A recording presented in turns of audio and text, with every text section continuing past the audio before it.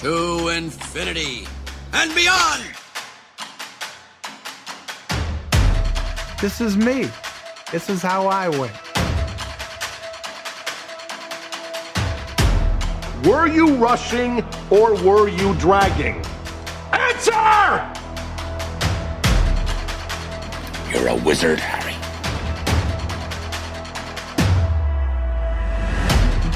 Say what again? Say what again? I dare you. No. I am your father. Hasta la vista, baby. Are you not entertained? Are you not entertained? And here we go.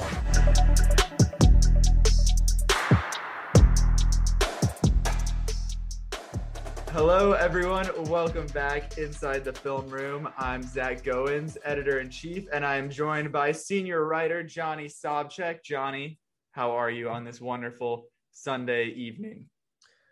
I am doing well, Zach. How are you doing? I'm good because we are finally back in the studio after our extended hiatus. You know, we had that planned vacation for the 2 weeks ago, and then it kind of turned into a long vacation with last week skipping the pod. So it's good to be back. Good to be talking movies and entertainment with you again. Absolutely. It's a lot to discuss, lots going on, upcoming and otherwise. So I'm excited. Yeah, we've got a good episode of catching up on all that news we missed and filling you in on what's been going on with us. And then we are breaking down Zack Snyder's Army of the Dead, which is now streaming on Netflix and also in theaters. It's been out in theaters for a week now, but just hit Netflix this past week. So very differing opinions on this movie. That should make for a fun review. But before that, we've got some exciting inside the film room stuff to put on your radar. We got our schedule of what we're going to be breaking down for the next few weeks, so we can let you all know what you need to be seeing in theaters and on streaming so that you can keep up with us. Today, obviously, we've got the Army of the Dead episode. Then next Monday, we will have Cruella, which is coming out in theaters and on Disney+. After that, we will do A Quiet Place Part 2 on June 7th. June 14th is In the Heights. And then after that, June 21st will be Luca. So all of those are options that you can either see in theaters or stream at home, except Quiet Place Part 2. That's just in theaters. So hopefully, as we're getting better, you know, you can venture out and get back to the movies, because that's been an exciting thing for us to do. Absolutely. Which of those are you most excited to talk about, Johnny? If you had to pick one. That's tough. Maybe A Quiet Place. I'm super pumped. So I'm going to be going to the beach this coming weekend when it comes out. So I won't see it then. So I'm having to wait until the Tuesday following its release to check it out. So I'm going to be like muting stuff on Twitter. Muting Quiet Place.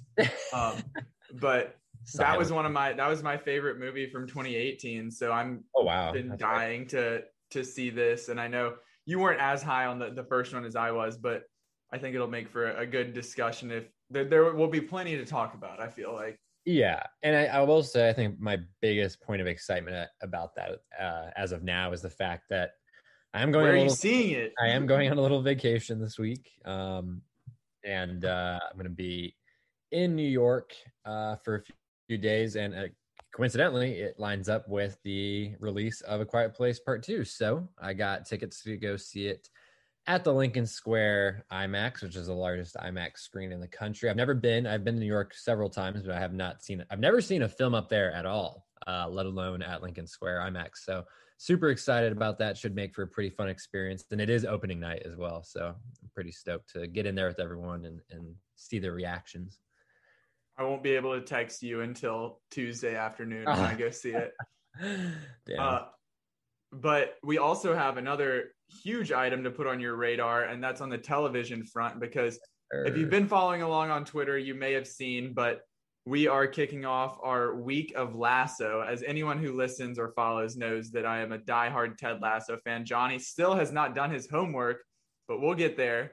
but we've had the chance to sit down virtually, of course, with right. essentially the entire cast, with the exception of Ted himself, Jason Sudeikis. So though we've been doing interviews over the last couple of weeks, those will be coming out on our YouTube channel in video form, and TBD whether it's going to be audio as a part of a podcast, but definitely on YouTube. You'll see it on social media. So that will kick off June 7th.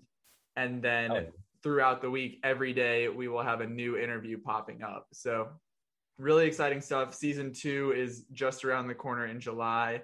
And it was a blast getting to chat with them. Anyone who watches the show, you know how delightful they all are. So they're just like that in real life. And it was the easiest thing talking to them about the show, because it's not like you had to pry it out of them or anything. They all like love Ted Lasso as much as we do, as much as the fans do. So that made it super fun to get to chat it up about the show and them as actors. Yeah, so that's an awesome experience, and pretty awesome of Zach to get that hooked up. And that just makes me more excited to dive into the show and then check out the interviews and see what they all got to say. We just got to get you caught up on the show so that next time when they come around for the preseason 2 interviews, you can be there too, and you'll realize what you've been missing out on. Exactly. But other than that, that's on the inside the film room front. What's been going on with you and I know you're going to New York. Anything in the past 2 weeks noteworthy, whether it's in life or on the screen? Yeah. So the reason I'm going to New York is because my girlfriend just had her 21st birthday. So we're celebrating that, but we're also celebrating, we've been together for 2 years this coming week. So that's kind of like a little anniversary trip as well. Pretty excited. I don't know how clapping, I don't know how my applause comes over on the audio. I heard it a little bit. But yeah, I'm super stoked about that. And last weekend during her actual birthday, we went on a trip to Charleston, South Carolina with her family. So did some drinking, did some exploring. It was pretty fun. And then on the TV and movie side of things, I haven't been watching a ton of new stuff. It's been mostly rewatching. Succession, I will say, for television, I have been getting caught up on that. Almost caught up with season 2, almost done. So really excited. It's amazing, of course. Good. Highly recommend it. And then the rewatches have been mainly showing stuff to friends and family. I showed Cold War to my brother recently. I also showed him The Good, the Bad, and the Ugly. When we were in Charleston on our trip with my girlfriend's family, her brother said that she hadn't seen Django Unchained, so we did an impromptu watching of that. And then Interstellar I rewatched recently, and then I showed Dunkirk to my sister's boyfriend recently as well. So out here spreading the good news. Yeah, I'm trying to share the wealth. I'm trying to share. I mean, Interstellar, God, that movie, man. It like rewatching it just like really blows me away every time, like how much I love that movie. So that was really probably the most notable experience. Of course, then Army of the Dead was the last thing I watched. So that's the most notable one for you, I'm sure. But more on that later. More on that later, indeed. I have kind of been the opposite. Well, first off, I also was on a trip. As the reason we missed that initial first podcast, I was at Disney World, so that was a lot of fun. Got the post-vaccine adventure out there finally. It was crazy that like literally like 2 days after we left, Disney was like, "You don't have to wear masks anymore." But no, that was fun. Me and my brother and his boyfriend went, and it was super awesome. I went when our freshman year back in 2015, our bowl game for football was in Orlando. So we did we got to go to Magic Kingdom, but I didn't get to go to like any of the fun parks. You know, Magic Kingdom's like the experience, not like the actual rides. But except for what's good at Magic Kingdom other than Space Mountain, huh? Thunder Mountain Railroad, Pirates of the Caribbean. Pirates of the Caribbean is Haunted it's Mansion. Haunted Mansion is so lame. Winnie the Pooh. Winnie the Pooh sucks. Those all are literally the exact same ride. Oh But my god. like all of the kid ones, like the Peter Pan, the Winnie the Pooh, the Snow White one, like all of those are just like in a little cart going through the storybook.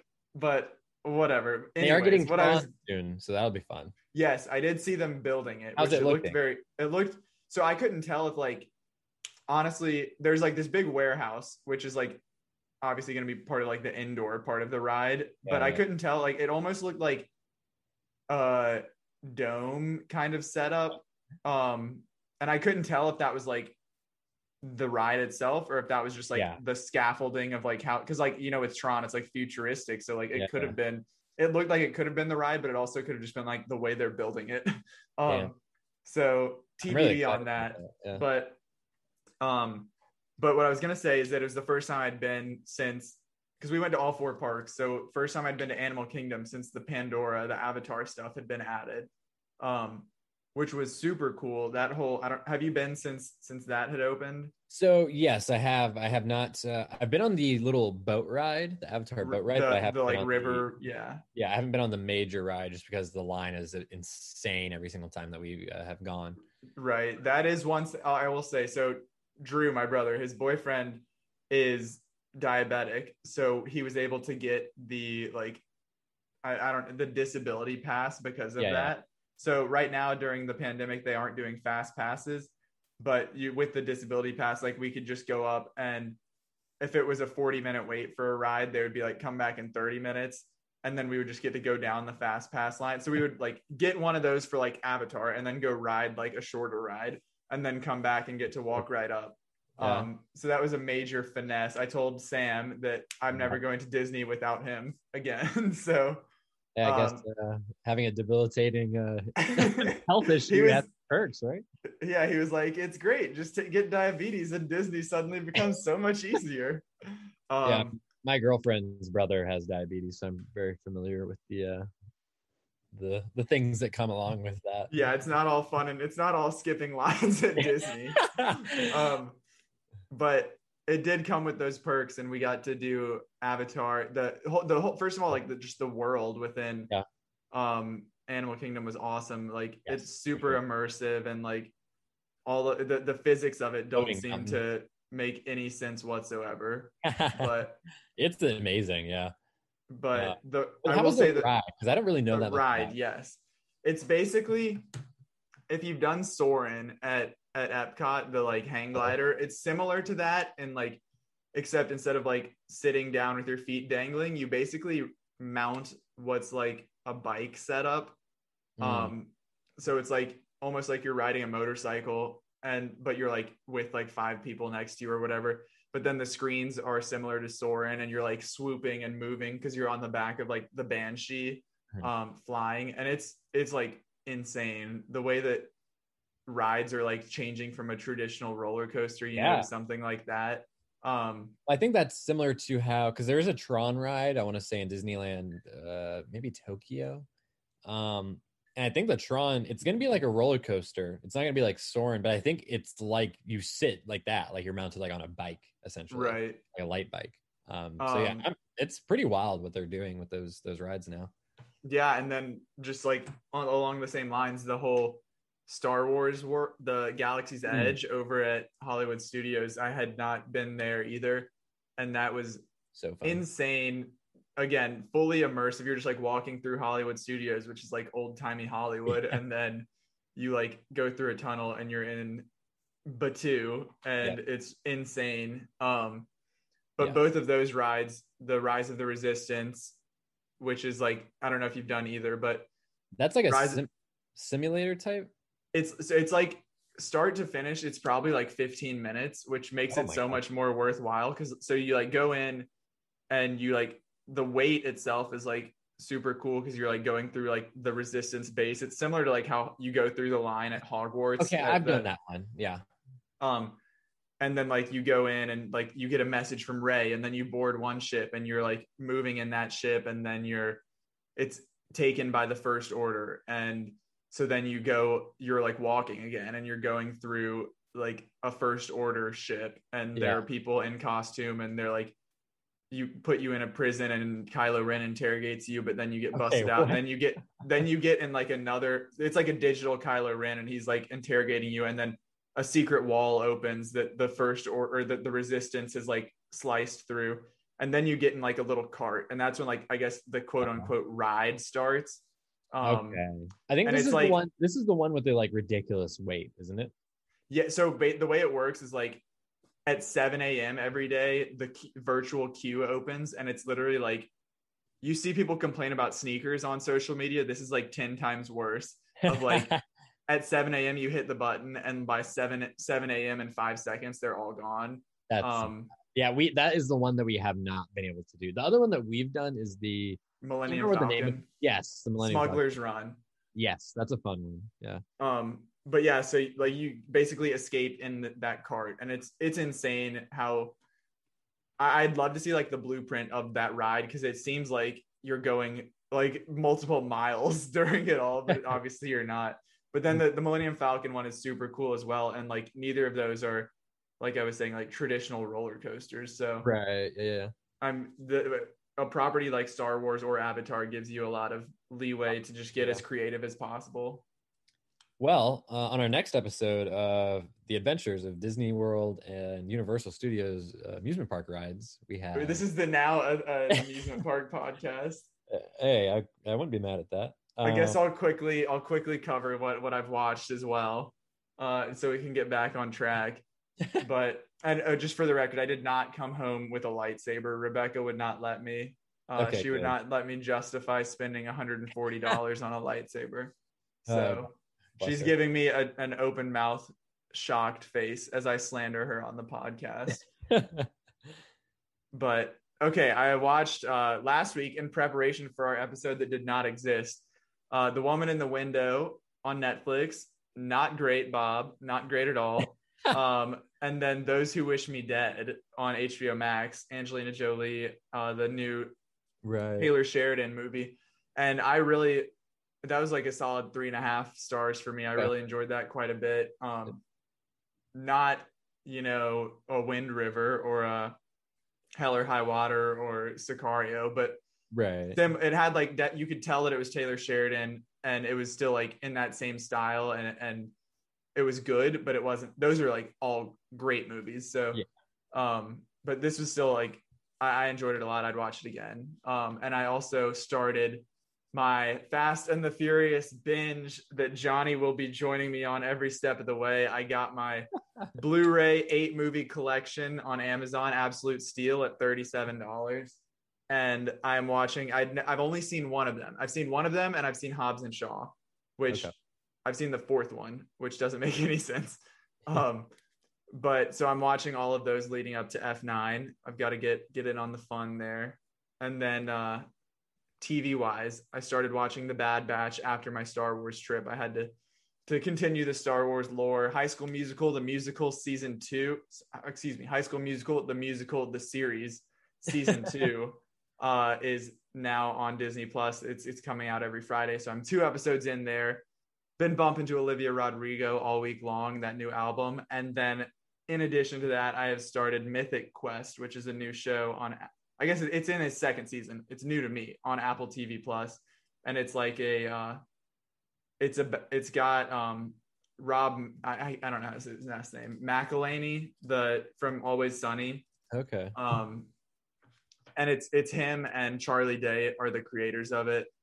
But basically it's sort of like Silicon Valley, sort of like a workplace comedy where they're a video game company, and they're like basically they make like this version of like World of Warcraft, an online game, multiplayer game.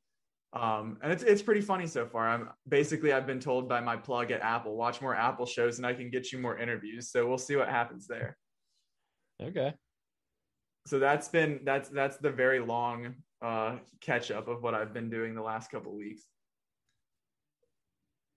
Wow.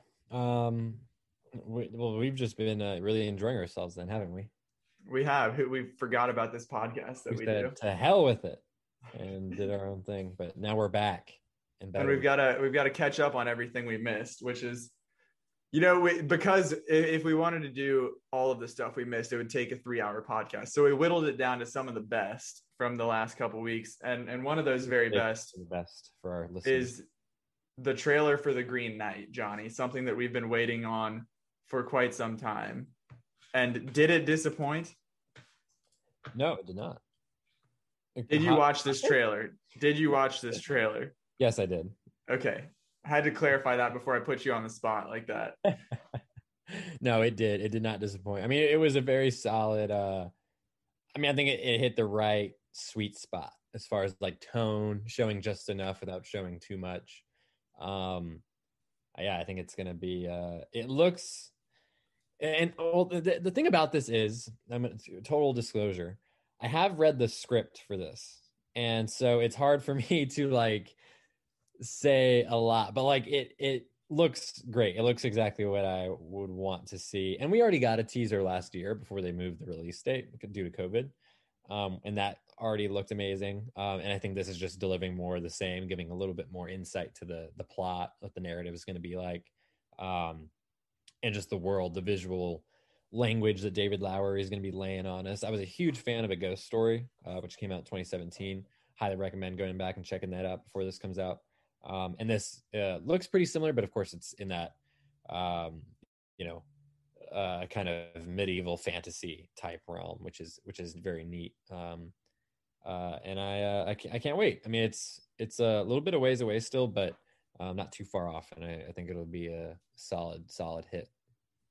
I will say I was kind of surprised to see like a Disney character animated Fox type.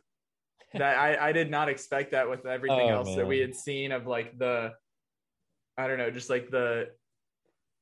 prosthetics on the Green Knight and like the artfulness of everything. It kind of threw me off when I saw a little CGI sidekick in there, but I have full faith that this is going to be incredible. So I'm not deterred. It's a very strange movie. And I think that this trailer did a good job of kind of, like I said, establishing that tone. I mean, the Fox, I completely forgot about the Fox, the fact that it was in the trailer, but yeah, that's something that, again, that's just one small element I don't think people are really going to be anticipating. So I will be curious to see what the final like reception is, I guess, but I do think it's going to be positive. I think it's going to be a good one. I'm excited for it. So I imagine this will be the last bit of footage we get until we actually see it in theaters. Right. And that's late July, I believe. Yes. But early July, another one that looks promising, which this was the definition of a teaser. It was 40 seconds in like footage. Yeah, no footage at all. Just some like audio, but No Sudden Move, coming to HBO Max on July 1st from Steven Soderbergh. And the cast here that's basically all the teaser was, showing us these names. Yeah. And that's enough for me. I mean, first of all, you've got Brendan Fraser there. Who needs anything else? But Don Cheadle, Benicio del Toro, David Harbour, Ray Liotta, John Hamm, Brendan Fraser, Kieran Culkin. That's pretty. Don't forget, and then Julia Fox as well. And who else? There was one more that was in the trailer. I'm also seeing that these were not mentioned in the trailer, but I'm also seeing Noah Jupe, Matt Damon listed as well. Okay. Amy Simons. I don't know if I said that right, but interesting. So that's on Wikipedia, so don't hold me to that. But oh, brother. Wait, so are you excited about this? You looking forward to this, Zach? I think so. Yeah. Okay. That felt like a trap. Are you not? No, because I genuinely was because this is not a movie that's been talked about very much. I mean, it's I had no idea that it existed until it was sent in the group. But I mean, just like from the cast alone, that's right. It's a crime thriller, which that usually earns some automatic points with me. But I think it's interesting because like this HBO Max, we haven't gotten a lot of HBO Max originals as yet, because it is there was the Lockdown. It's a fledgling service. Well, Zack Snyder's Justice League, of course, is the main one. Yeah. But we do know, and and this is something we'll work in, but interestingly enough, I think that they're, as far as how they're moving on this and like kind of looking to promote these, it almost seems kind of like Netflix where, it's almost like you never hear about it, and then they drop a trailer or like they tease it or like start the marketing, and then it comes out like a few weeks later or like a month later. Yeah. You know what I It's mean? like a surprise drop almost. Yeah. So that is going to be Steven Soderbergh. I'm not big on him at all. I actually do not. I would say that I almost don't like his work very much. He just directed the Oscars, if that says anything. Not a great resume there. Not what you want to hear, but maybe it'll surprise us. I mean, the cast is great, and I'm a big fan of a lot of those actors, so I'll keep an eye out for it. I'm looking at his filmography. Logan Lucky, I believe, may be the only thing that I've seen out of his work. I haven't seen the Ocean's movies, Magic Mike, sorry, but High Flying Bird and The Laundromat, I know those are both Netflix movies, but did not see either of those. Unsane, Zach. I did not, but Unsane was starring. Insane that you haven't seen Unsane. But Unsane starred Juno Temple, who is one of our interviews from Ted Lasso. So, really, all I remember is Claire Foy. Well, moving on to this one trailer that neither of us, I don't know. We just have to talk about it. I don't know what there is, but did you ever end up watching the trailer? Because I know you'd said that you didn't at the time, but we're talking about Dear Evan Hansen. Oh, I watched it. All right. You saw that 37-year-old man walking the halls of the high school. 37. I mean, the bummer of it all is that Ben Platt, I guess he's 27. They somehow messed this up and made him look even older than he actually is in this. I can't 100%. I cannot figure out what the hell is going on. I don't know if it's the wig or the makeup. It's like the hairline or something. I don't know. Like, I haven't looked at this. I'm Googling it as we speak. What does he look like in the Broadway production? Like, mind you, I don't know when the Broadway production was either. So it's like he looks like a child in this Broadway production, which I don't know if that's from 2011 or what, but he looks believably like a high schooler. So I don't know what this little like Jerry curl wig he's got going on is. It's bad. But it's so bad.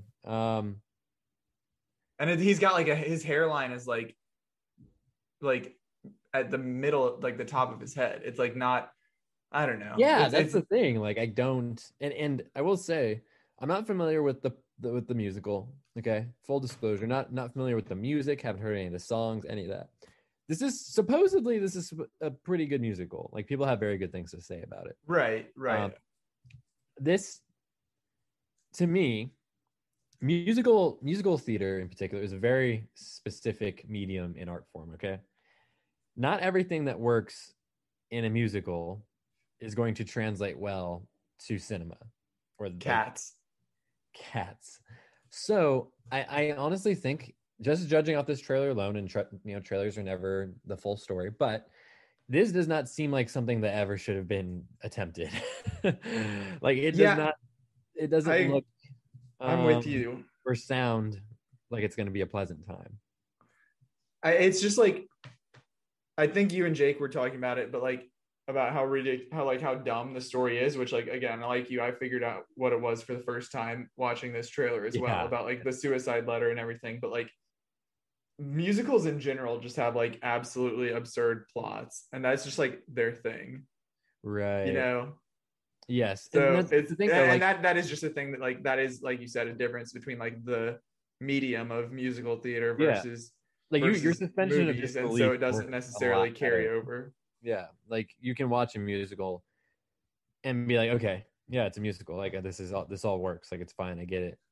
In a movie, that language or formula, it just might not vibe well. And hey, could be totally wrong. Maybe this movie is fantastic and wins 10 Oscars, but I do not plan on seeing it ever. So well, just wait until you have to write the review for it.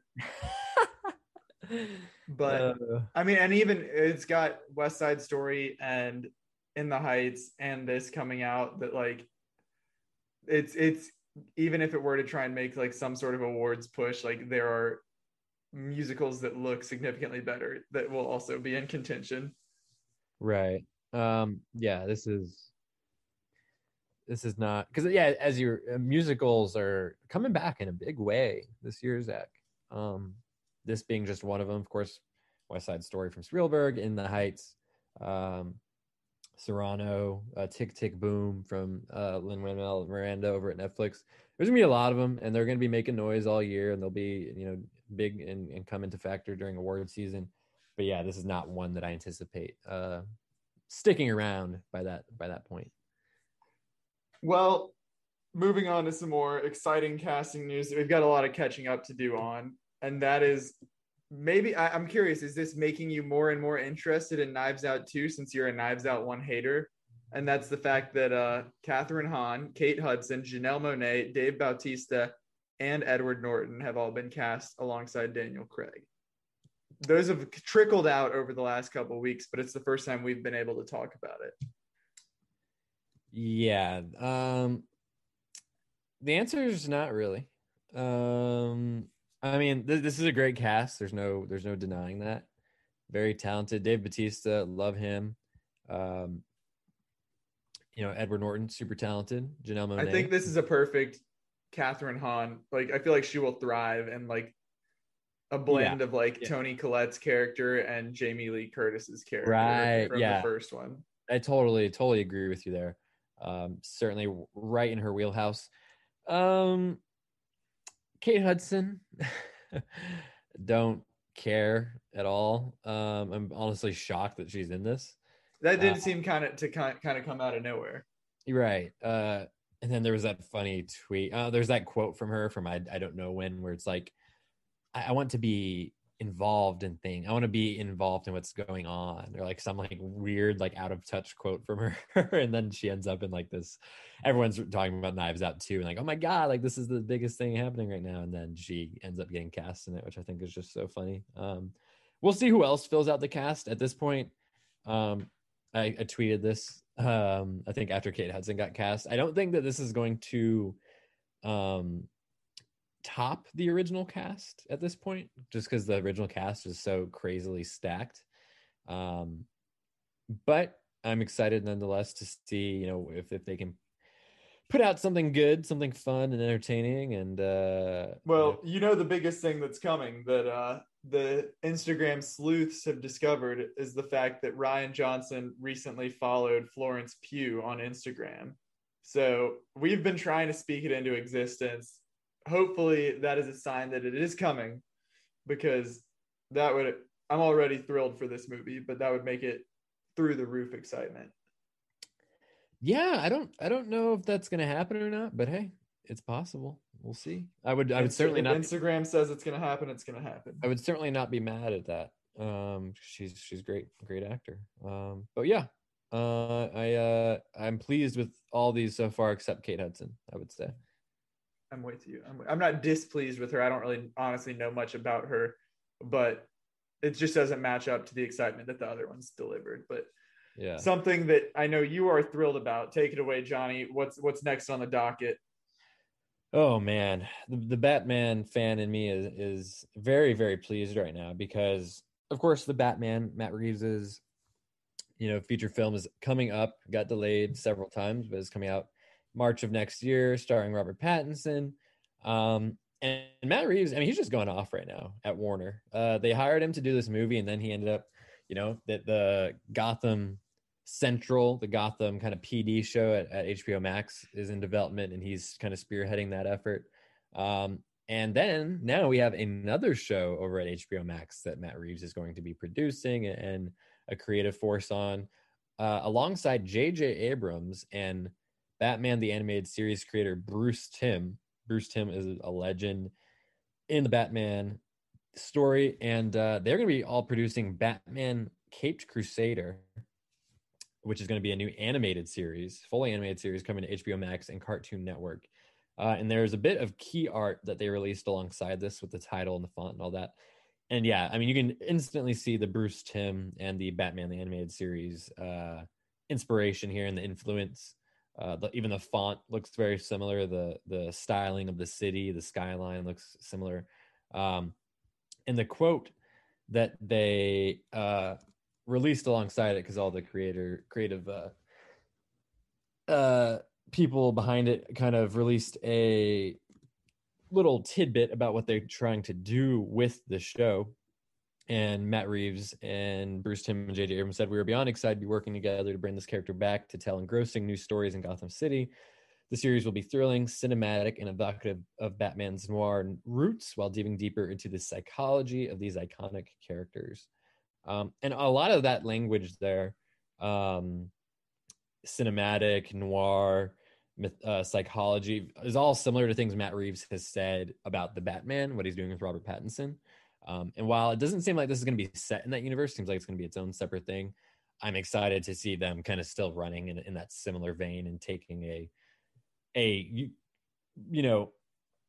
new take on it. Like, I think people have made some light comparisons, at least, to the Dark Knight trilogy and what Christopher Nolan did with Batman. I mean, you can't not at this point, because it's not that far removed and that those movies were such a hit.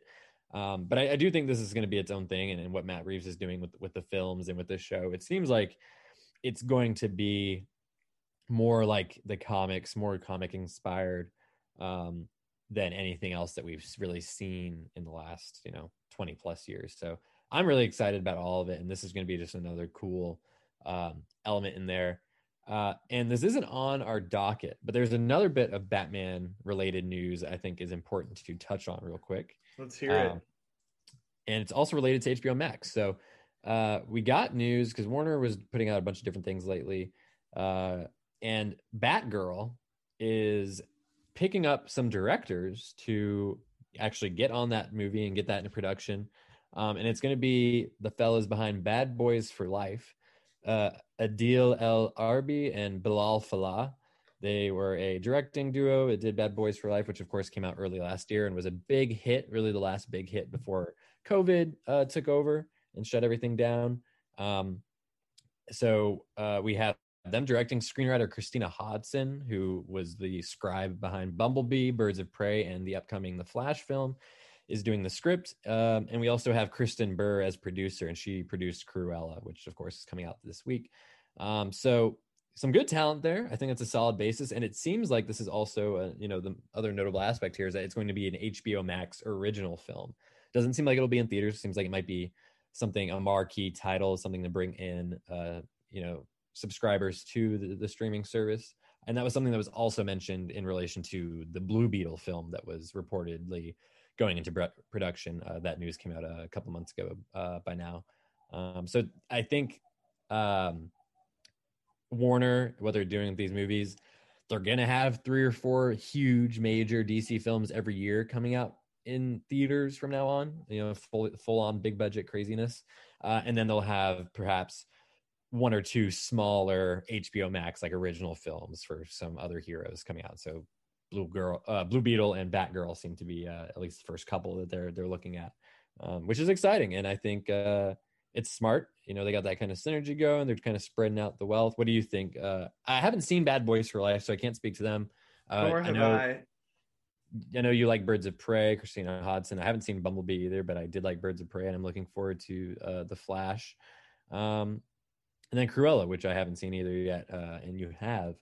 2 thumbs up. Spoiler alert.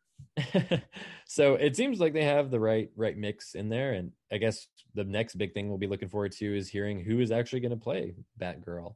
And again, no word yet about if this is going to be at all related or tied into the DCEU as it exists, or if it's going to spin off into its own thing. But that's all interesting things to keep an eye on going forward. I told you I'm trying to brush up on my my Batman knowledge, my DC knowledge with my Harley Quinn show. But Batgirl was in that. She was cool.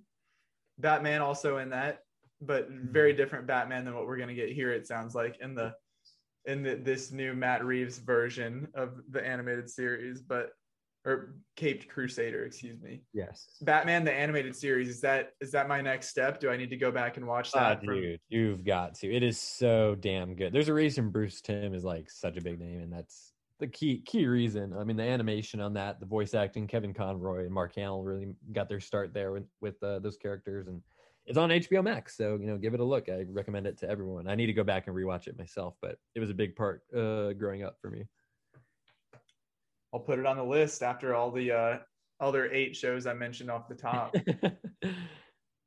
Flipping from HBO Max to Disney Plus, a couple quick hitters here of just changes or announcements that were made. Jungle Cruise, Dwayne Johnson and Emily Blunt, the blockbuster hitting theaters July 30th, will now also debut on Disney Plus Premier Access the same date. So still by July, they're still trying to give people multiple options to check things out. We know that early July we'll have Black Widow on both in theaters and on Disney Plus for Premier Access. So we'll see. I will be in theaters for that. I will not be checking it out on for an extra $30. I'm sure if you are seeing it at all, you will be in theaters. Yeah, definitely. And then Disenchanted, the Enchanted sequel that has long been begged for. I'm going to be honest. I saw Enchanted in theaters and haven't seen it since then. So it's been quite some time, but I was mentioned it in my quick review of Woman in the Window that Amy Adams needs a new agent. So maybe she's just trying to go back to kind of where she blew up there and recenter herself. But Disenchanted, director's back, Adam Shankman, as well as Amy Adams, Patrick Dempsey, James Marsden, Idina Menzel, and then some newcomers with Maya Rudolph and Yvette Nicole Brown. They're all joining in, and that's coming to Disney Plus in 2022.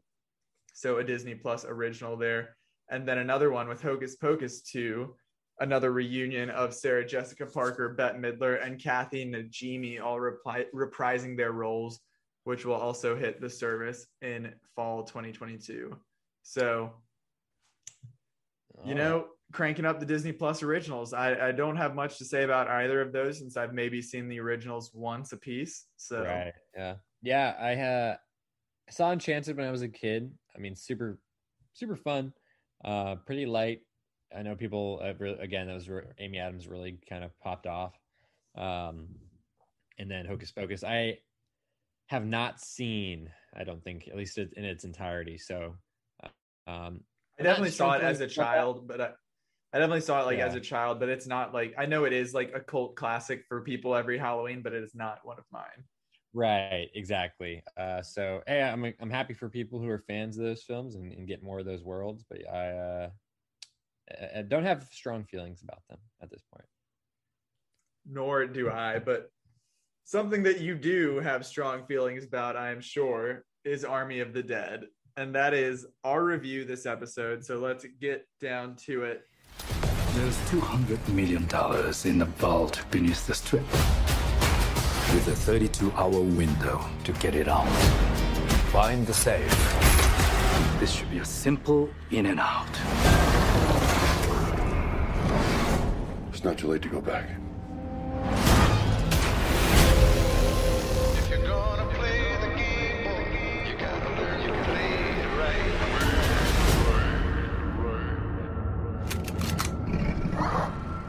What the? It's a goddamn zombie tiger. That's crossing the line. I'm going to be honest, straight off the bat. I'm not going to die for this movie. We're putting the boxing gloves on, it seems like, because Johnny despised this movie, and I enjoyed it, but I'm not over here. I just want to get one thing clear. I'll be defending this movie, but I'm not over here saying, like, this is a masterpiece. This is the best movie I've ever seen. Like, I'm defending this as, like, an average movie, not as, like, this is my new favorite movie. So I just wanted to put that out there. But right. I'm glad you've cleared the air. Army of the Dead, Zack Snyder's new zombie movie that is in theaters and on Netflix, starring Dave Bautista, Ella Purnell, Amari Hardwick, Ana de la Reguera, Tig Notaro, and quite a few other ensemble members. Rotten Tomatoes currently has this at a 71% critic score, 77% audience score, 72 from your boy Johnny. Where is it on your scale, or did it break the scale? Brother, I'd say it's probably like a solid 30. Okay, 35 that's maybe? better than I thought it would be, honestly. It's down there. It's pretty damn low. Well, at least I was expecting it to be like single digits. So the way that you despised it, but we'll get into that. First, let me give a little synopsis for those who have not seen it yet. Following a zombie outbreak in Las Vegas, a group of mercenaries take the ultimate gamble, venturing into the quarantine zone to pull off the greatest heist ever attempted. I don't know about all that greatest heist ever attempted, but it is certainly a heist, and there is certainly risk. So that sounds like Zack Snyder may have written the synopsis here on Rotten Tomatoes as well. So let me hear it. Let's hear it. Or do you want me to go first? Do you want me to go first? Or you can go. Okay. Well, as always, I saw this movie a week ago. Johnny's fresh off the boat. Just watched this movie like right before we started, or the night before. So more recently than I have. So he's gonna have like specific examples, I would imagine, that he's gonna just pull out the receipts on me. So another thing I wanted to clear the air about. But I think this movie was perfectly adequate in a turn your brain off, watch zombies go get absolutely destroyed in the most gruesome fashion. Watch some fun action, don't think about it too much, and just have a good time for what should have been 2 hours, but ended up being 2.5 hours. It is not without its faults, like I just said, it's too long. There are inconsistencies if you look any harder than surface level at the plot or anything that's going on here. It tries to be a heist movie and a action movie and an apocalypse movie and a family drama. Like it stretches itself too thin. The emotion stuff doesn't necessarily connect. But for me, I had my expectations at the right place going into this movie. I fully expected it to be dumb. I expected it to be fun and violent, and that's it. And that met, in my opinion, it met my expectations and worked out perfectly for me. We'll get into more specific stuff as we go through, but that's basically my zoomed out look at this movie. I thought it was fun. It hit the right spot for me for what I was expecting. And am I going to think about it? It's already been a week since I watched it. Have I thought about it since then? Not necessarily, except for when the group chat's popping off about it. But it's not going to stick with me, but I'm not upset that I watched it, which I believe you are.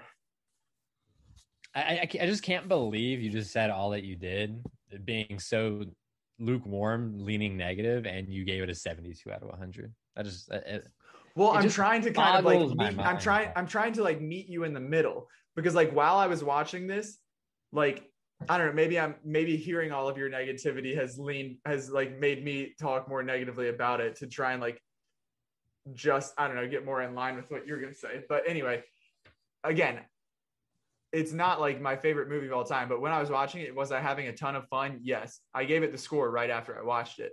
So I was high on having just watched zombies get slaughtered for 2.5 hours, but it was funny. It had good action. Like zombies don't get slaughtered nearly enough in this movie, let alone for 2.5 hours. I mean, yeah, we'll modify that. The first 50 minutes, there's barely any zombie slaughtering, but I thought it was funny. I thought that it had the good rapport between all of the different members of the heist crew.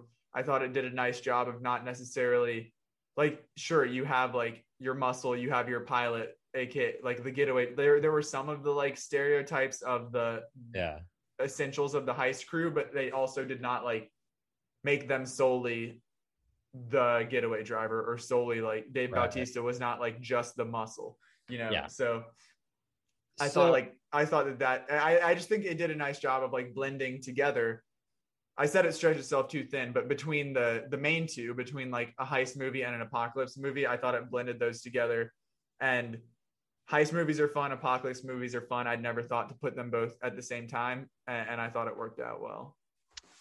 See, okay, so to keep this more concise and focused, I'll say in direct response to what you just said, like Army of the Dead, I did not have high expectations for this. Like my expectations were admittedly low, even from the beginning when they announced that this movie was going to be a thing. I was like, okay, Zack Snyder, another zombie movie. Okay, Dawn of the Dead is, a lot of people say it's his best film. It was probably his best received film, at least until Zack Snyder's Justice League. Even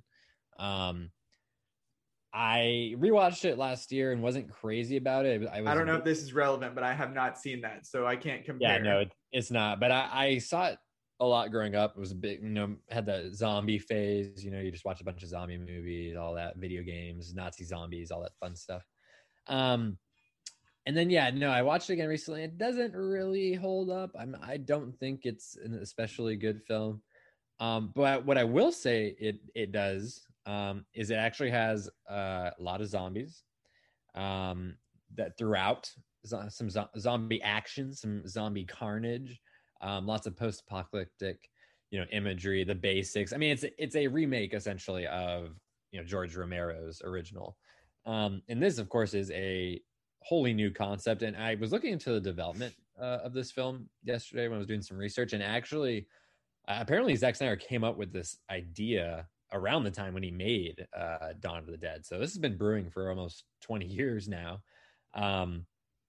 And I think that's interesting that because it went through development hell for like over a decade. And then it was just in the last few years where, after the fallout with Justice League, Netflix came, and Zack Snyder kind of came to a partnership and we're like, okay, hey, let's do this movie finally. And Netflix, who I've given a ton of grief to in the past, for good reason, because first off, they will greenlight like almost anything. Like if there's any type of like marketability there, they'll go for it.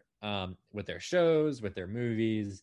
And similarly, once they do greenlight something, and they have, especially a big name filmmaker like Zack Snyder, they don't really do too much to rein anyone in. Like it's totally, if you want to talk about Warner Brothers and Zack Snyder's fans and everything that happened with Justice League, if you want to talk about too much creative like interference or studio interference and suits like getting involved, like Netflix would be on the opposite end of the spectrum. Like they're not giving any notes, like they're not going to be telling you what to do. And they've been talking about that. The social media at least recently has been alluding to as much, saying this is the Snyder cut and all that, which is all funny, tongue-in-cheek stuff. But honestly, I feel that Army of the Dead is Zack Snyder at his really potentially his weakest that he's ever been. Like, I don't think, for all the negatives, for all the ups and downs, everything with Zack Snyder and his career, and no matter how you feel about him or how anyone does, like, it's the visuals, the imagery that he uses, the striking imagery and the iconography that he's invoked, whether it be in the DC movies or Watchmen or 300, lots of comic adaptations. Like, he's always been strong in that department. So even if you don't like him, you could be like, okay, yeah, I liked that shot, or I liked what he did with the camera there. Like, I can remember those images, like those stick with me. And in this, it feels like Zack Snyder, he still does all of his normal stuff. Like, he still falls to his worst instincts when it comes to a insufferable soundtrack that just does like the same, obvious musical choices, like Zombie by the Cranberries at the very end to close out the film, or the Vietnam War era songs that he uses back to back with these like terrible covers that don't do like the songs any justice, or dealing with some of his basic things. Like, people have complained about the violence, like he's already the graphic violence, and that's something that you would expect with a zombie movie, and you certainly get some of that in here. But with what you and the world building is another thing I would say when it comes to Army of the Dead, because in all the DC Comics films and in Watchmen and Sucker Punch and things like that, he really puts in a lot to connect to other things and expanding and explaining certain mythologies and stuff like that. And I think in Batman v Superman, Man of Steel, and his Justice League movie, those are prime examples, and people have complained about that in the past of being like, oh, he's doing too much. And one example would of course be the nightmare sequence or the nightmare reality from those movies, where it's like, okay, what really is the point of all this? Like, why even include this? And I thought some of that was in here too, whether it was with the hyper intelligent zombie like leaders, or like the rituals they were performing, the rules of this world where you have these characters, human characters, like dumping this exposition on you and being like, oh yeah, this is this and this is this and this, they do this because of this. And it's like, okay, how the hell do you even know all that? And then at the end of it all though, I felt like this was bloated to the maximum, as you said, like way too long, and missing all of the visual like flair and majesty and grandeur that Zack Snyder's films typically have. Seeing Batman v Superman in IMAX was like, whatever you feel about that movie, like it has some very striking images, and like you can recall those sequences and be like, oh wow, that stuck out, or like that looked cool or whatever. Man of Steel, same way. Watchmen, I still remember seeing that in theaters, and I can recall countless shots and sequences from that, especially like the opening credit sequences, which he always does with his films that usually stick out. In this, it was just like so horribly like incompetently shot. Like it was just such an ugly movie. Like the colors were all muddled and brown and gross, and the very, very shallow like depth of field, like the focus. I mean, every single shot was like 90% blurry except for like the face of whoever was in camera, and then maybe there's a rack focus to like someone else, and it's just so like headache inducing. And like why does it look like this? Like, I don't know. And we know Zack Snyder was a cinematographer on this, of course, and he's never done that before, so he'll do anything to get the shot. He'll do anything to get the shot, including hold a camera. And so, as the Netflix social admins have been pumping lately, and no, with all due respect, like that's awesome. Like I think it's cool when filmmakers, take on different roles and kind of push themselves creatively. PTA and Alfonso Cuarón, who have done that recently and have foregone cinematographers and like done their own thing. Like they've had success with that. That's great. I just don't think. I think some are more suited to that than others, and I don't think Zack Snyder has proven to like really been suitable for that. And also the actual like the central premise of this, as you mentioned, combining the post-apocalypse style zombie movie and the heist movie into one concept. I just don't think that it was executed to any extremely successful like end. I thought that this movie very much fell flat and under delivered when it came to that aspect of it. I think this movie legitimately could have been set in any city in the world, or the vault that they have to get this money out could have been set in any building in the world. Not if they wanted a zombie tiger. The zombie tiger, which they make a like 20 years too late reference to Siegfried and Roy when they introduced the tiger. It just all felt so flat, and like visually, narratively, the world, like, and I know Joby Harold, this was written by Zack Snyder, of course, which he usually doesn't serve as a screenwriter. A lot of people always say, oh, Zack Snyder's like his writing.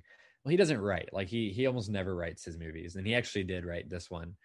Along with Joby Harold, who did the unforgettable King Arthur Legend of the Sword a few years ago with Charlie Hunnam, which was another very big, bloated, setting up an entire cinematic universe movie that fell flat and ended up not going anywhere.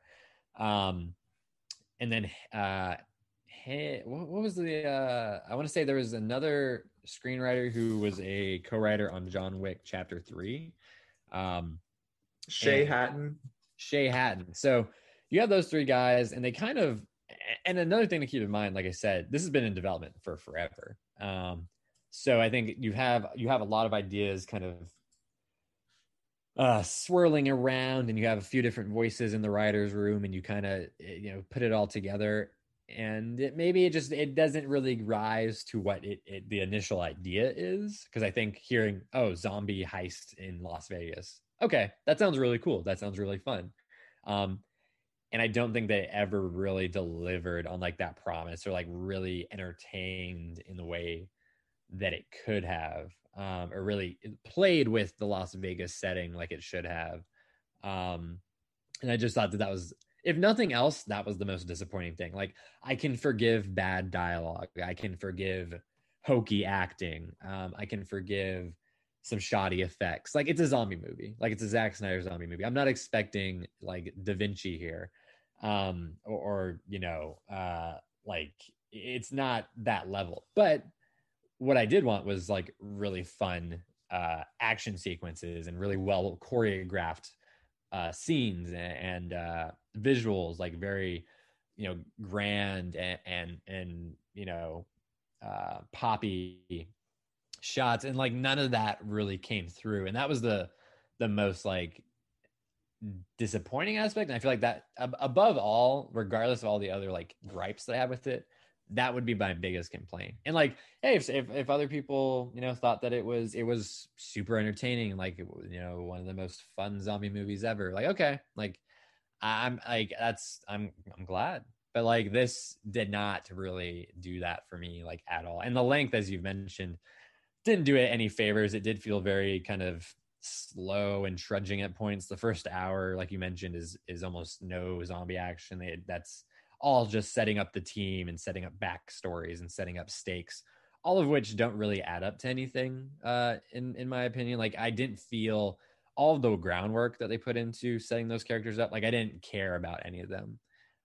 So by the time they go all Rogue One and just start killing them all off, like, I didn't care. Like, it didn't make me feel anything. I wasn't shocked. I was just like, okay, wow, okay, on to the next one. I was sad when the code breaker, when he died. He was cool.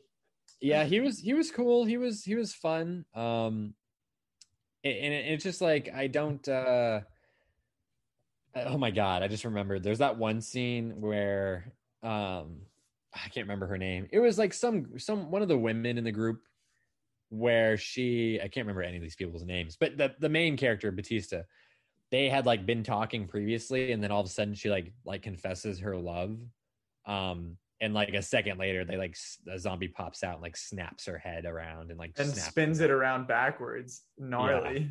Yeah. Just horrible, just a horrible like I can't go to bat for like any of this, really. Like, it just like the execution, the concept, it's gonna be a no for me, dog. I understand a lot of what you're saying, and I totally, like, it's valid in like that criticism. It's not like unwarranted, but I have two things that I will go to bat for that I enjoyed here. A lot of people online have been talking about like the intro. Yes.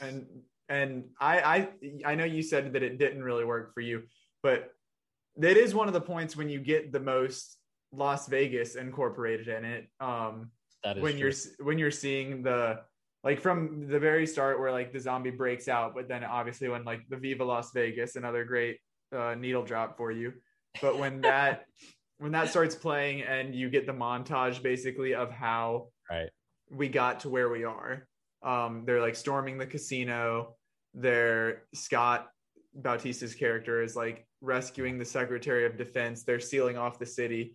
I enjoyed that part of it because it was honestly similar to Those Who Wish Me Dead, which we did not review last week, but like not in any sense comparing Zack Snyder's writing to Taylor Sheridan's, but just the style of Taylor Sheridan's stuff, like with Those Who Wish Me Dead, with Hell or High Water, with Wind River. Like, it's like you're in the here and now, and like this is the minimum that you need to know, and we're just going forward about this brief period of time. You haven't watched Those Who Wish Me Dead yet, but it's like in that movie, it's like, okay, there's this guy and there are hitmen after him, and we know like the gist of it, that he was a whistleblower for something. Do we know what it is? No. Do we know like why? Or like, we know that he did the right thing and the bad guys are after him, and we don't need to know more than that because we understand. And that's kind of like with this, I can understand your aspect of like wanting to know more of the logistics of like the outbreak and like how it all works. But for me, I was like, okay, we're just focusing on this heist and this like crazy plan here.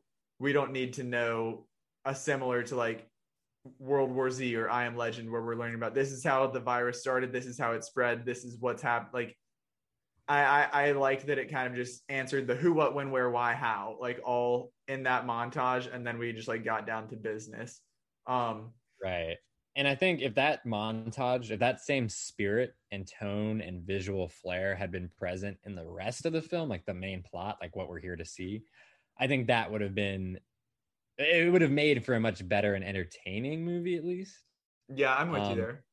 I think, and this is something I was mentioning to Jesse earlier on Film Inquiry podcast, but like Zack Snyder's best, many people would say his best moments or best scenes or sequences are, a lot of them are like montages or his opening sequences, like the opening credits of Watchmen. You have the opening credits of Batman v Superman. You have, these different moments that are very much montage and like not heavy on dialogue or like anything other than visual storytelling. And I think that is because Zack Snyder, his strong suit is visuals and imagery and stuff that it can very easily grab your attention. And I think having just quick shots and using things Liberace, these people dressed up as Elvis and the Eiffel Tower that they have there at the Paris and Las Vegas and these other things, like, okay, like that's all funny and cool and makes for like a good little compilation. But like outside of that, when it gets to like the meat and potatoes, building characters, having a scene work from beginning to end with dialogue and all that, like I just don't think that works as well. And I think that's definitely an issue here, just because on top of, this would be difficult anyway, but I think having the number of characters that it does, kind of balancing them out and making them all feel unique and fleshed out and making their connections and relationships work and make them make sense. It's a lot to take on. And I don't think that they, maybe it never would have worked like quite as well as they might have hoped, but I don't think maybe the right amount of time or like care was put into it.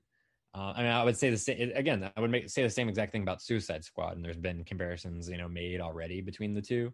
And that's a movie I think is terrible as well. Like I think these are probably about equal. Although Suicide Squad, oh god, that is just such a bad movie. But I think that this could have been better. I think, and it's a bummer to me that it isn't better, because I did really, really like Zack Snyder's Justice League. I think that really could be his best film potentially. And so to follow it up with this, which I think is just such a step down and just strays so much away from what he's so good at, is a disappointment. Now I will say, Zach, I'm going to press you on this. We talked about in the group chat, we talked about the ending and kind of where the story takes itself, where the narrative kind of wraps up. What did you think about how the story of the heist itself and these characters was wrapped up, and how it was wrapped up, where it ended, and then also the kind of epilogue that takes place? What was your reaction? Where did you expect to happen? Where did you expect it to go? And how did you feel about where it actually went? I mean, I did not expect them all to, like you said, Rogue One style, to die off. I thought somebody would get away with it. Yeah. Okay. But if it had ended with like Dave Bautista with Scott Ward dying and his daughter being able to escape, and that was it, like I was fine with that. I did think I was fine with that. And then, like you said, the kind of epilogue with Amari Hardwick's character, Vandero, that was dumb. Like it was unnecessary. It was dumb. He survived the nuclear blast by hiding out in the safe, which somehow conveniently opened up after the nuke opened it up. It had the right code, but the whole like my biggest thing with that was just like the inconsistency, which I said there are lots of inconsistencies throughout this, but like some of these victims get bit and turn into zombies immediately. For some reason, this guy got bit, rode out the nuke for who knows how long, and then like surfaced with the money, was able to buy a plane, and then realized after mid-flight that, oh, I'm bit, I'm going to turn into a zombie at some point, but it still hasn't happened yet. So that was a sour note to end on. So on that note, there's another thing I'm going to ask about or mention, but on the note that you just said, would you be interested in watching another one of these, a sequel? Because it basically sets you up with the exact like plot line or log line for a sequel at the end of this right movie. It's like, I don't know, like if it's on Netflix I would probably watch it, but like I'm not gonna go out of my way to like be excited about it. You're gonna start, I don't really know, the Army of the Dead verse. Well, they are making like there's the prequel animation show, and then there's I assume some sort of sequel, but like I don't, and the prequel would be more interesting because of the like what I mentioned earlier of like the how did we get to where we are, where they didn't dive into that, so that would be interesting. But I don't know, like sequel, is it just Planet of the Apes? Like, what do we do from here? Like, like, is it just, okay, now a bigger zombie outbreak or what? But that kind of leads into one of the things that I did say I wanted to mention that was a positive. And maybe you can agree with this because you like you said, the premise itself, you're in. Like, zombie heist, Las Vegas, I'm in. But I did not have a zombie phase like you mentioned that you did. So like I haven't seen like a ton of them, but World War Z, I Am Legend, Zombieland, like I've seen the big ones, you know. And all of those are like zombies running wild. I had never seen one before where it's the zombies and they are already contained. Like we're in a good spot here with the zombies. We've got them narrowed down to one city. This doesn't have to be a problem, you know. That's the whole premise of this, is that like we're going in to do this because money's more important than our lives. But like though it doesn't have to be a problem. We're just gonna nuke this place. So like I'd never seen it where it's like we're going into the zombies turf versus like we're out here in a world filled with zombies trying to make we're trying to survive, you know. So I thought that was like a unique angle on the zombie trope, the zombie subgenre. Which made it stand out to me. It is, but again, I feel like they didn't really do enough or anything interesting. Right. I understand your point there, but just like the idea itself, like the whole setup of being on the zombies turf, not zombies running wild. No, I hear you. That is interesting. That was enough to like keep me interested. And I will, you know, talking about the premise and like the main goal here with the heist. And I mentioned this in the group chat when I actually watched it. Like they're, you know, it's all just so loosely, I hate to like gripe on this, but like it's so loosely thrown together and like haphazardly thought out. Like, again, you can call it nitpicking, you can call it, you know, having your mind made up, etc. But like, okay, so they're going to this vault again, which they don't use the Las Vegas location enough, in my opinion, to make it as fun or as interesting as it could have been. It's all just, okay, we're sneaking through the dark, we're sneaking through the city streets. And then there's one part where Dave Bautista runs across some blackjack tables and that's it. Okay, well, like they get to the vault and they open it up and everything, and they see the money, like, oh wow, okay, cool.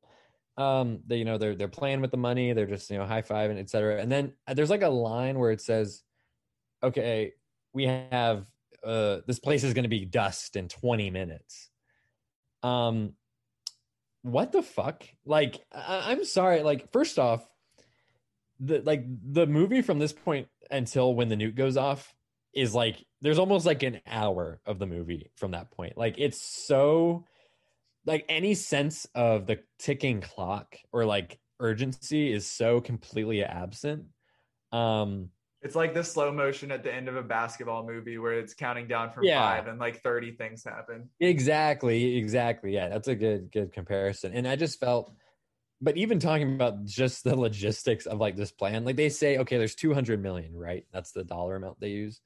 And then they open up the vault and you look at it and like, okay, yeah, that looks like $200 million. Like that's quite a chunk of money in the basement of this, hotel.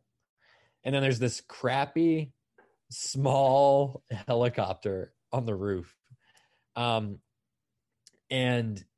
now we know in retrospect, because we're the audience and we have seen everything, there's this twist. I don't know if you saw it coming or if you knew anything about it, or if you were surprised or you liked it. But Tanaka, the Japanese businessman who enlists Batista in this group to do this job for him to get the money back, it turns out he actually doesn't care about the money, right? It actually turns out that his man who he has sent on this mission, he wants him to recover a zombie bit of DNA, some blood or what have you. And he actually ends up trying to get a head. He takes the head from one of the like alpha female zombies or something. And so I guess what the plan was for him to get the DNA or whatever and then escape on the helicopter. And it didn't matter if anyone else survived or not. Like I wasn't entirely clear on what they actually intended to have happen.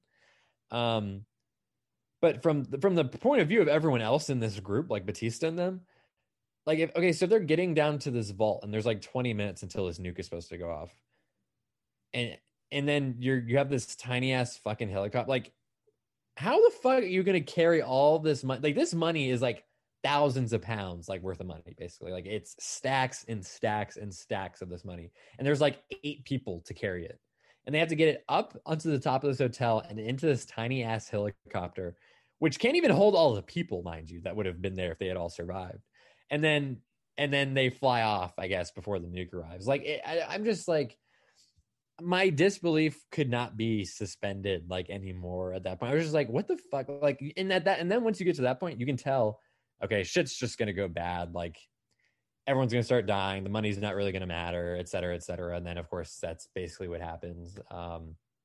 Batista does get his daughter out, thankfully, and she tries to get the other 2 ladies out, and one of them gets killed in the hallway, and then the other one gets killed in the helicopter crash along with the pilot. And then, yeah, I guess we're just like, I don't know what the final note of this is supposed to end on. Like, is it happy? Is it hopeful? Like, I don't understand. Like, she lives, of course, right? She gets some of the money that Dave Bautista's character pulls out for her. But like, it's just like, okay, like I just don't know, for a movie that was so much riding on this big fun poppy action adventure zombie movie, it just all felt a little, and again, this is something you could attribute and criticize any Zack Snyder movie, really. You could say, oh, it's just too serious, like it's too dramatic, like too melodrama. And I think that's something I would definitely agree with in regards to this one. Maybe not his other films that I can kind of ride out a little bit more, but for this, I just didn't think that it really worked at all. And the final landing was not stuck, in my opinion, with any of the characters. Like, it was a bit of a crash landing, honestly. A crash landing caused by a nuke, exactly, to be more precise. But hey, if they do another one, I won't watch it, and that is your choice. And I respect that choice. This is honestly, I was scared to record this podcast. I thought it could get intense, but this was a very respectable discussion. Yeah, I mean, I get it. I get what people are saying. Well, I get some of it. Some of it I genuinely do not get. But hey, if it's a hit for everyone involved, great. If people want to see more, great. I'm sure we'll get some. It seems like that's the plan. So. I'm curious though. Last bit, I'm just going to ask you personally. Batista, he said that he took this role because he was a leading role. He could be the star. It offered him a little bit more challenge from a dramatic standpoint. And he is very good in this movie. He has, you know, some dramatic moments, and he's believable in it. But it kind of seemed like he was, I don't know, like anticipating like he could get like more like projects involving this. Like I know this prequel show is a thing. Is he in that? Like, is he going to be voicing anyone in that? Or I mean, he's I don't dead know. at the end of this, so I mean, he's not going to be in the sequel. No. So I don't know. I mean, I could maybe. I mean, obviously, in that initial montage, we see him, and like we know that he has a history zombie slaying. So yeah, I don't know if that's what he was looking for necessarily. Right. If it was going to be a voice on an animated show, but it could be. Yeah. If that's the route they go, he could definitely. There's a way to incorporate him. Yeah, I think so. It's just I was a little bit surprised to see him die. I wasn't really sure. I thought maybe he would pull it out, but yeah, I ain't mad on it. I ain't mad at it. I don't think that he should have given up the Suicide Squad for this, but hey, he got that bag, and I feel great about that for him. I hope, as we know, he's going to be in Knives Out too, but hopefully if he does continue with this, it won't pull him away from other potentially better projects. Because that's another Netflix film, another Netflix blockbuster they got set up over there. So he's getting, yeah, I do agree though. I think hopefully it doesn't pull him away from other stuff he could be doing, but he's spreading it around, it seems like, so that's exciting. Well, mixed, we'll call it mixed on Army of the Dead. We'll call it mixed reviews. But you know, it was good getting to it's always better to convey our points over this medium versus me and you in the group chat going back and forth. You know, I always feel like you can get our points across better here, and I come out having more respect for what you're trying to say versus just reading it in a text. So that's fair. This is good to get the Army of the Dead feelings off our chest, and we hope that everyone listening, whether you loved it or hated it, that you can agree with something that we had to say. So thank you all for listening and tuning in. We do it for you. We do it all for you. Absolutely. I quite literally would not do this for anyone else. So follow on Twitter. Stay tuned. Always got some fun stuff going on over there, whether it be polls, memes, giveaways. That's the best place to find us. We also have stuff going on Instagram. Like us on Facebook, subscribe on YouTube, where we post all of the episodes that you can listen to over there. As well as the upcoming interviews for Ted Lasso. Very exciting stuff on our YouTube channel. And you can find all those accounts at Inside Film Room. And while you're at it, be sure to subscribe, rate, and review wherever you get your podcasts. We're on Apple, Stitcher, Spotify, Google, Amazon, anywhere that you can find a podcast. We are there. And come back next week because we're breaking down Cruella. Hits Disney Plus and theaters this Friday. So tune in next time. We'll see you then.